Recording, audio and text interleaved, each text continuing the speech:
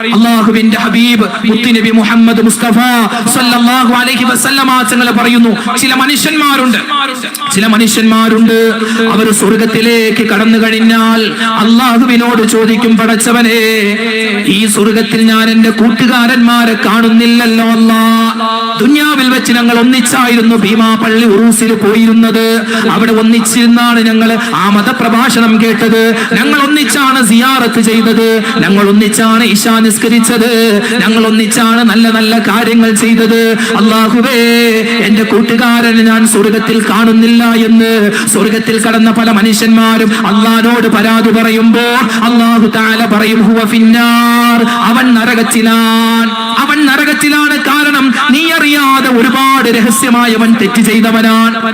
ആ സമയത്ത് ആ മനുഷ്യൻ പറയും, പടച്ചവനെ, യാ റബ്ബി ലാ തക്തമിലു ലദ്ദതി ഫിൽ ജന്ന ഇല്ലാ ബിവുജൂദി സദീഖി ഫുലാൻ. പടച്ചവനെ, എന്റെ ദുനിയാവിലെ കൂട്ടുകാരനുണ്ടല്ലോ, ആ കൂട്ടുകാരനെ എനിക്ക് സ്വർഗ്ഗത്തിലേക്ക് കിട്ടിയാലല്ലാതെ ഈ സ്വർഗ്ഗത്തിലുള്ള സുഖരസങ്ങൾ എനിക്ക് പൂർണ്ണമാവില്ല എന്ന് ആ മനുഷ്യൻ അല്ലാഹുവോട് പറയുന്നതാണ്. ആ സമയത്ത് അല്ലാഹു സുബ്ഹാനഹു വ തആല മലക്കുകളോട് പറയും, മലക്കുകളെ, ഈ സ്വർഗ്ഗ അവകാശിയുടെ കൂട്ടുകാരെ എത്രയും വേഗം നരകത്തിൽ നിന്നും മോചിപ്പിച്ച് നിങ്ങൾ സ്വർഗ്ഗത്തിലേക്ക് കൊണ്ടുപോകണേ.